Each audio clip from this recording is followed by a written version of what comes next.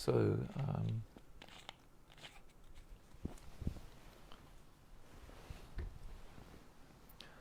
before I speak on yoga wisdom, first I'd like to offer my respects, my namaskara unto my spiritual teacher, Jagakuru Siddhasarupananda Paramahansa, who's very kindly taught me yoga wisdom, and and he himself has received this from his spiritual teacher, who received it from his spiritual teacher, and so now I'm very fortunate to be in the position of being able to attempt to humbly pass on what I've received. And this is kind of the nature of yoga wisdom, that it's like normally, like with material things, if you if you have some money, well, if you give it to someone else, well, now you don't have it anymore. But with yoga wisdom, it's actually the opposite. If you have it and then you share it with others, then actually your realization and understanding of the yoga wisdom grows deeper and more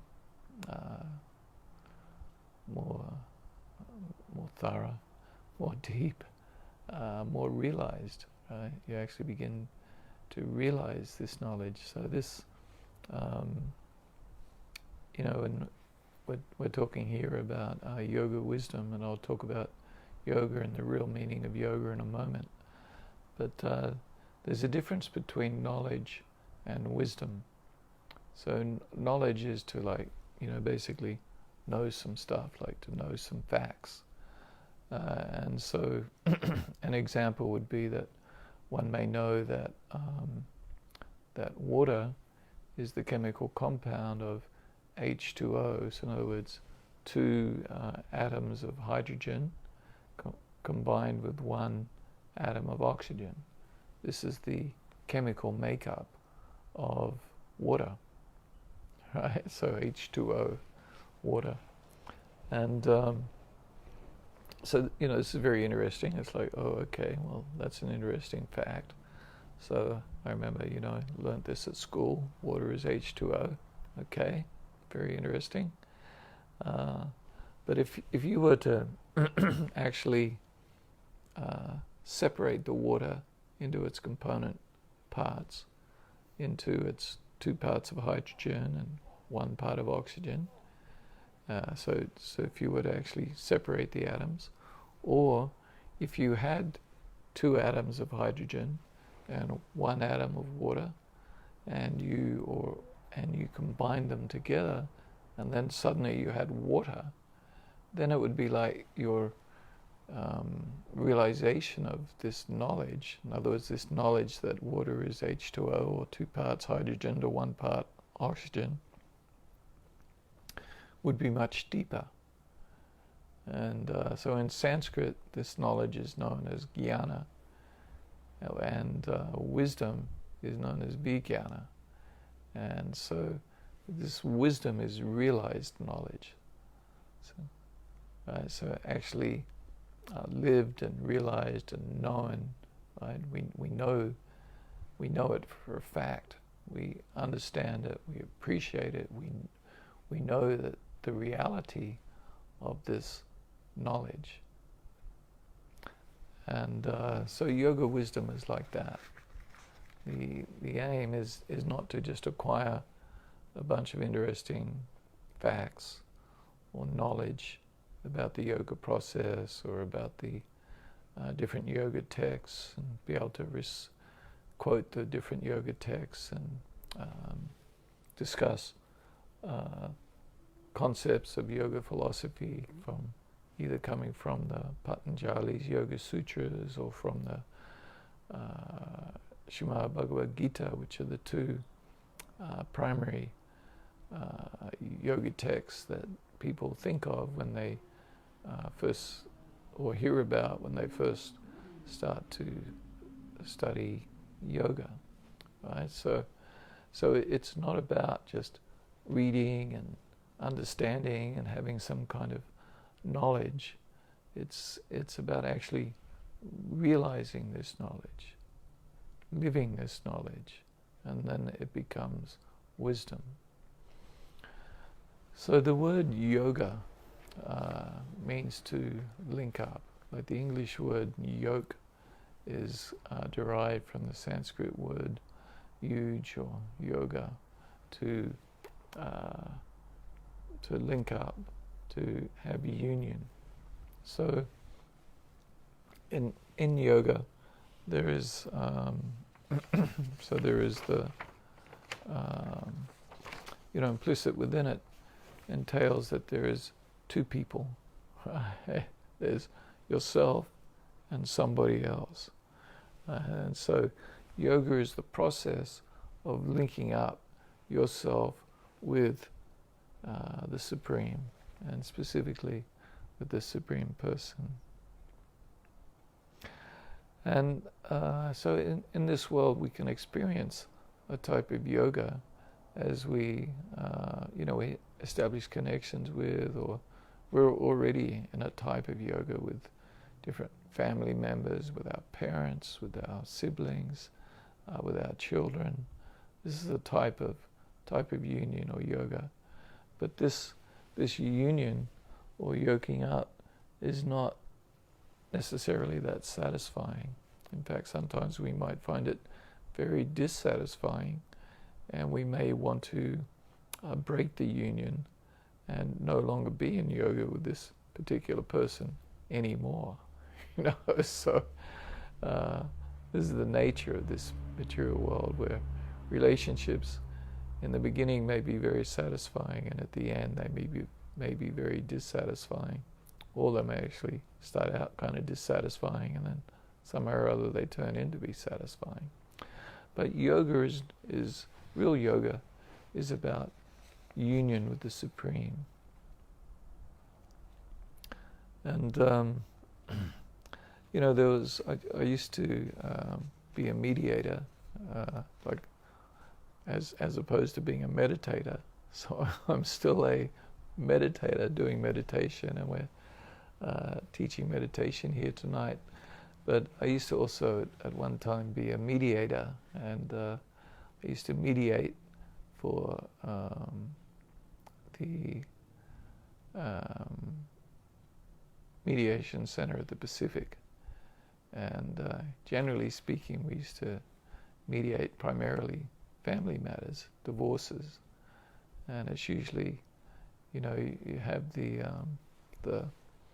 usually the husband and the wife, or they're trying to get divorced. They've decided, I don't love you anymore, and you don't love me anymore, and or I've fallen in love with someone else, and so I don't want to be with you anymore.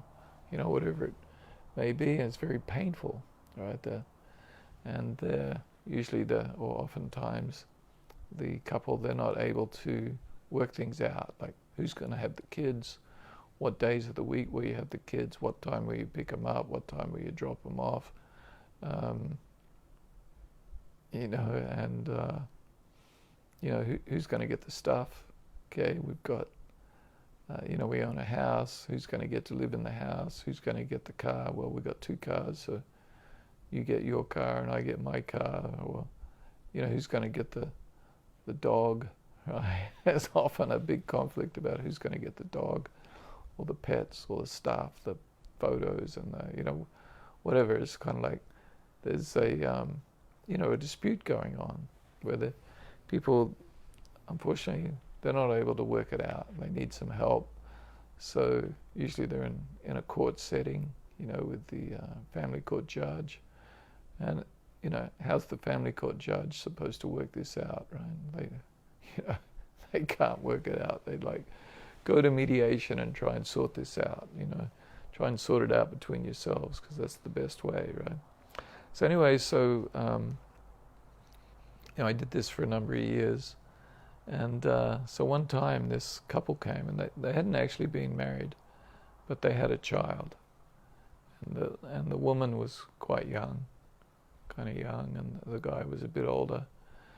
And but anyway, I was mediating, and we always have a co-mediator, so I was mediating with a female co-mediator, and we're going back and forth with this couple, and so anyway, it was a very emotional mediation. It was actually like the most emotional mediation that I'd ever done, right? And I'd done I did maybe 100 over a period of years, mediated like 100 divorces or something, and so anyway, this one was just particularly upsetting.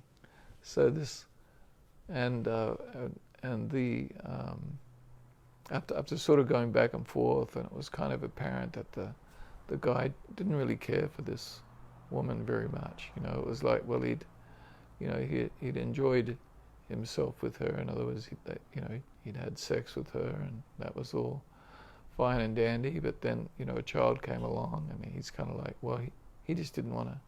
He'd fallen in love with someone else, and he didn't want to have anything more to do with her. And anyway, so this lady, I can't remember her age, maybe around 20, 21, 22, something like that. So anyway, she was saying to him, like, we'd come together in a room, and then she was looking at him, and she's crying, and she says to him, "You promised that you would take care of me. You promised that you would stay with me." So, and it was like, oh my God, this was like so traumatic. And so anyway, this was like very sort of like, oh man, I was just feeling like, oh man, this is like, it's so bad, so you're like up close and personal with these people going through this traumatic experience, or she was going through a traumatic experience. And so anyway, then afterwards I was talking to my co-mediator, and she'd brought up during the mediation, oh, have you had separation counseling? So it's like, normally when you have couples, right, they're having some kind of marital dispute, they end up going and having counseling about how to get along better, right? Like, or listen better, be more caring, be more thoughtful, and somebody tries to help them figure out how they can get along better, so that they don't go through this horrible process of divorce where it's like that the couple is torn apart, and the kids feel like they're dying because mum and dad aren't getting along, and now I've got to go and live with just one of them, but actually I want to live with both of them, all this kind of trauma that goes along with divorce. So anyway, she says, well, have you tried separation counseling? And I'm like, oh, that's interesting. I've never heard of that, separation counseling.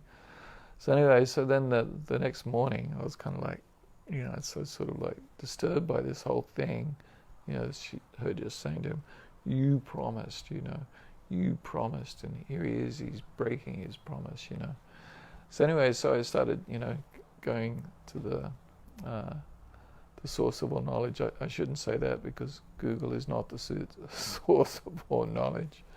But anyway, in the modern day and age, if you want to know something, you just Google it, right? So anyway, so I Googled this separation counseling, and then I started looking at different things, and then I was reading this stuff, and it was talking about how when two people come together, like a couple, and they and they establish a relationship, and this particular book was talking about how it just seems like, and actually of course this is reality, that people are kind of like destined to find each other and to be together. But anyway, these people, how when they come together, that when they first, like a man and a woman, they get into a relationship, then there's just this incredible change in their mentality, right? They become very happy, right? So I remember when I first got with Radhisham, we got very happy. It was like very happy going everywhere together, and oh, this is nice being together. And actually, it's our 40th anniversary today, and so anyway, kind of something to reflect on. So anyway, yeah, these people, and they just feel so happy. And I remember a few years ago, I have a friend, and he was getting engaged and going to get married to this other girl who we also know. And anyway, I was driving down, God, I forget the name of the street, but anyway, I live in Kailua, so one of the main streets in Kailua, I'm driving down it was at night, it was like maybe 9 o'clock or something, I can't remember why I was driving down there. Anyway, I'm driving down the street, and there's the couple, my friend and his fiancée, and they're walking down, and he's taller than she is, and he's like looking down at her, and she's like looking up, and it's like you could almost see them floating down the street. It's like they're just so happy to be together, like they're in love and everything's just wonderful, right? And anyway, it's kind of like they're floating. And so this stuff I was reading was describing how when people fall in love, they actually have like this whole sort of chemical reaction and all the this feeling of happiness that they have. It's actually like a chemical reaction. So like they just happiness. So just this feeling of being in love creates so much happiness that people just become all positive about stuff. So like generally I'm a bit of a gloomy kind of grumpy kind of person, but like when you fall in love, it's like all of a sudden your mood lifts. You're like happy all the time. Everything's no problem. Previously what was a big problem and you'd never consider doing in your life, suddenly when you're in love, it's like, oh yeah, no, awesome. Yeah, I'll do that. You're suddenly very happy about everything. And so you're probably all wondering, and my friends at Yoga Kirtan at Hawai'i are probably wondering, what the hell is Mahabhagavad Das talking about? When is he going to talk about yoga?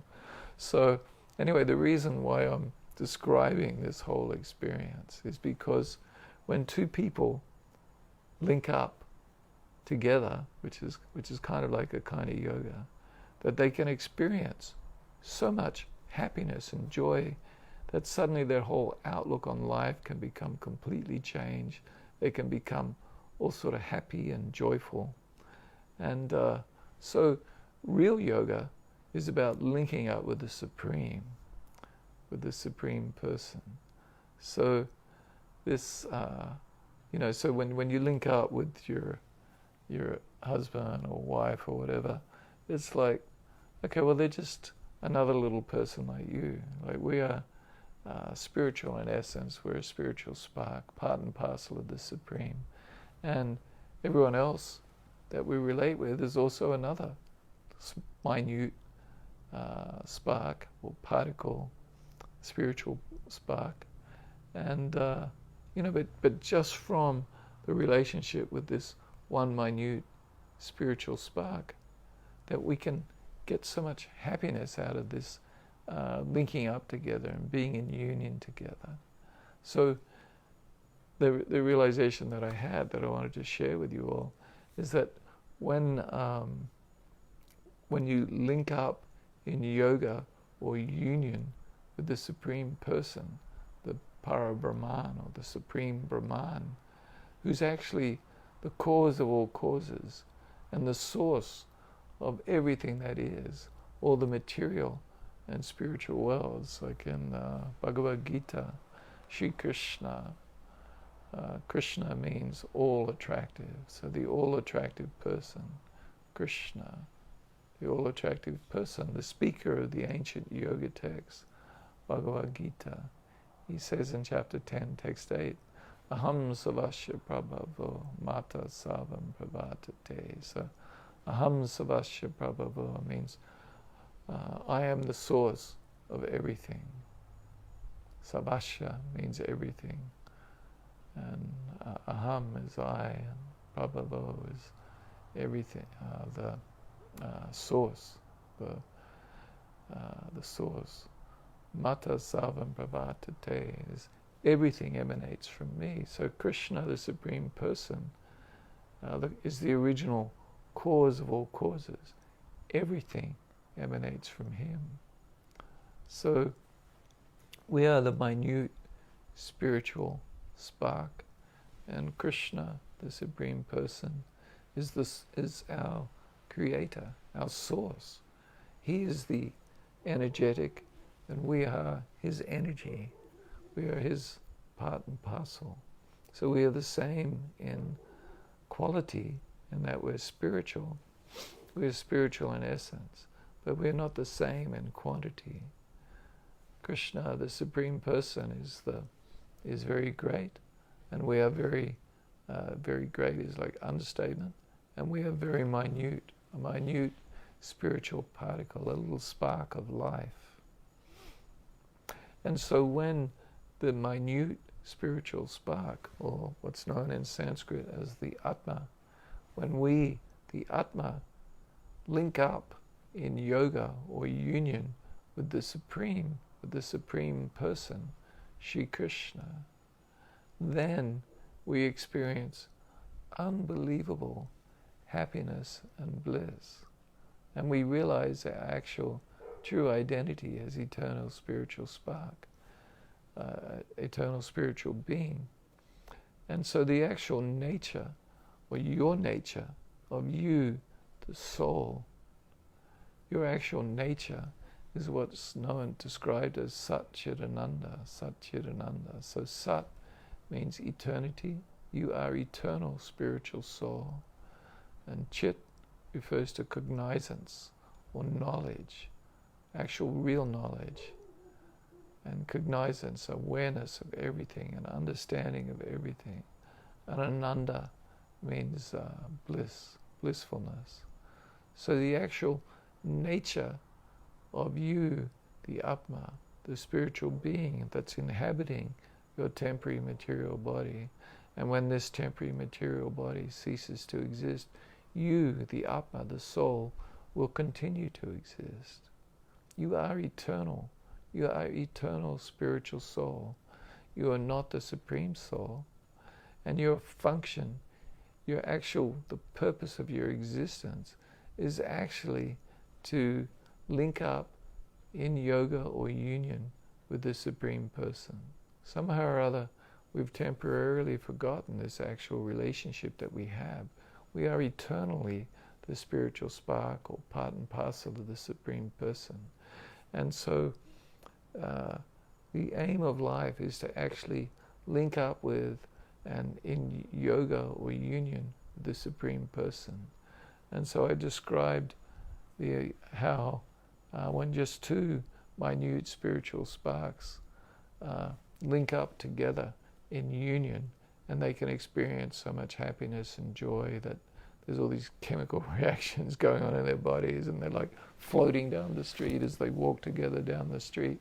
So we can only imagine or try to conceive of the amount of infinite bliss that comes when one achieves yoga or union with the Supreme Person, the cause of all causes and the source of everything that is.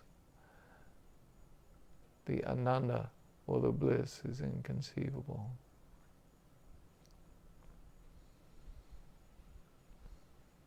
So we can strive to attain this state of yoga or union with the Supreme Person, Shri Krishna, by chanting his these mantras, which are the names of Krishna. So Gopala, Govinda, Rama, Madana, Mohana, or the Hare Krishna mantra. Hare Krishna, Krishna Krishna, Hare Hare, Hare Rama, Rama Rama, Hare Hare. So these transcendental sound vibrations will bring you to Krishna, to the Supreme Person. They will bring you to a state of yoga or union with the Supreme.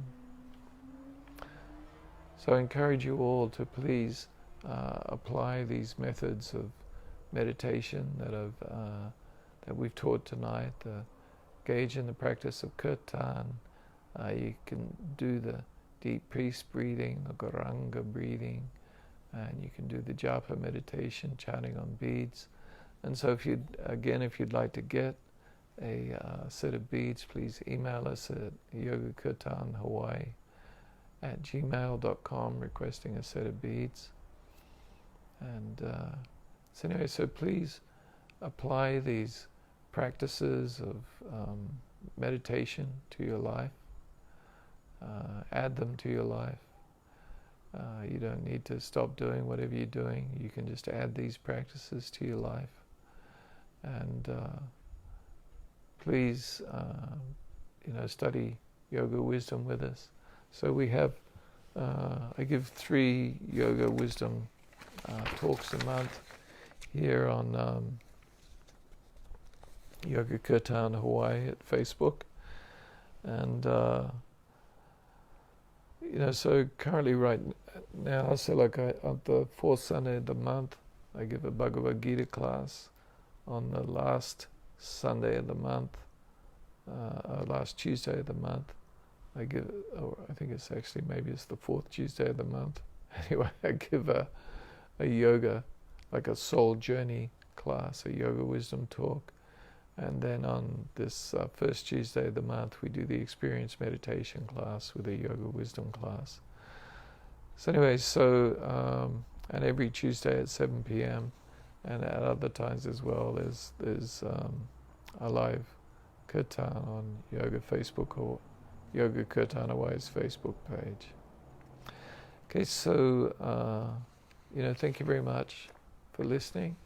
I hope you enjoyed this evening's program, and we're going to have another short kirtan for just about 10 minutes, and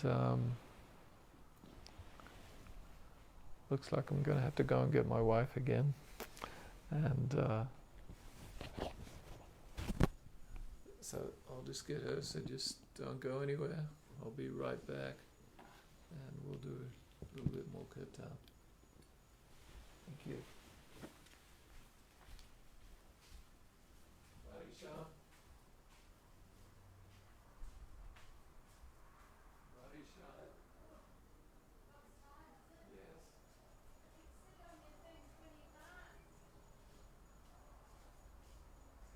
Close time now anyway.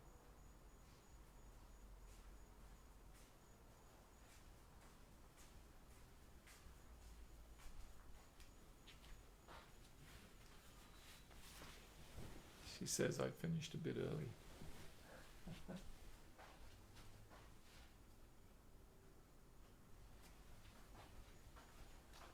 Which is probably a bit of a first because I tend to go on.